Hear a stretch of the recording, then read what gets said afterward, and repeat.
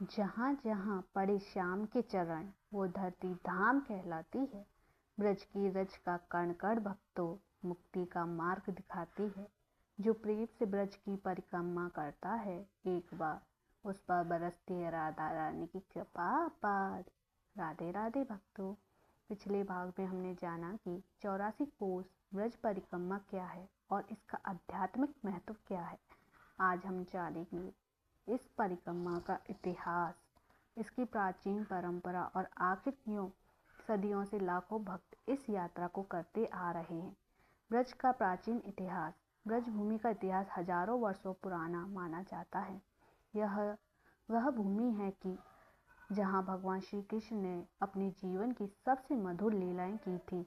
जब जब कोई भक्त ब्रज का नाम लेता है उसके मन में वृंदावन की कुंज, यमुना जी का तट, गोवर्धन पर्वत और बरसाना की गलियां जीवंत हो उठती हैं। ब्रज केवल एक क्षेत्र नहीं है, यह प्रेम का विश्वविद्यालय है। यहाँ हर ब्रज, हर नदी, हर कुंड और हर रास्ता श्री कृष्ण की किसी न किसी लीला का साक्षी माना जाता है। परिक्रमा की परंपरा कैसे शुरू हुई? प्राचीन संतों का मानना था कि जिन स्थानों पर भगवान ने लीलाएं की उन सभी स्थानों का दर्शन करना अत्यंत पुण्यदायक है। धीरे धीरे संत महात्माओं ने संपूर्ण ब्रज मंडल की यात्रा प्रारंभ की। यही यात्रा आगे चलकर 84 कोस ब्रज परिक्रमा के नाम से प्रसिद्ध हुई। कहा जाता है कि महान संत और आचार्य अपने शिष्यों के साथ पैदल ब्रज की परिक्रमा किया करते थे। वे रास्ते भर भगवान का नाम जपते, कथा सुनाते और भक्तों को ब्रज की महिमा बताते थे। श्री चैतन्य महाप्रभु और ब्रज। लगभग 500 वर्ष पहले जब श्री चैतन्य महाप्रभु ब्रज आए तब उन्होंने अनेक लुप्त लीला स्थलों को खोजा। उनकी भक्ति देखकर लोग भाव विभोर हो जाते थे। महाप्रभु जहाँ जहाँ गए वहाँ कृष्ण प्रेम की धारा बहने लगी। उनके प्रयासों से ब्रज की महिमा पूरे भारत में फैलने लगी।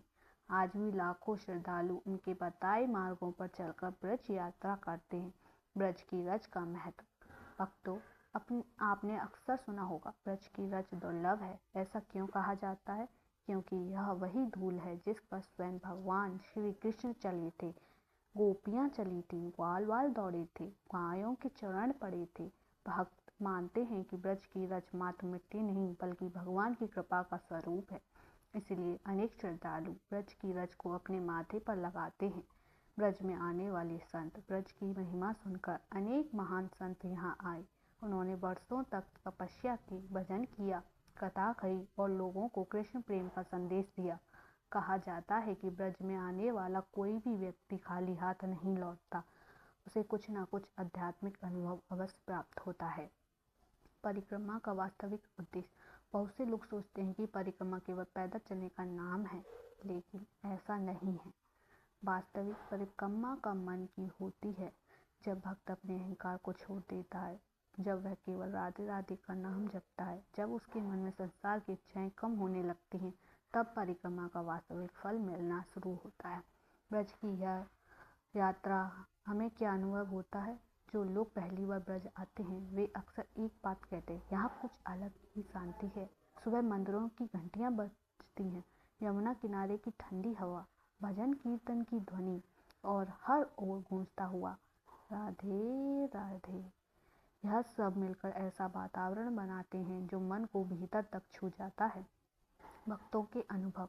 कृष्ण श्रद्धालु बताते हैं कि वे जीवन में बहुत परेशान थे, मानसिक तनाव में थे, लेकिन ब्रज यात्रा के बाद उन्हें अद्भुत शांति महसूस हुई।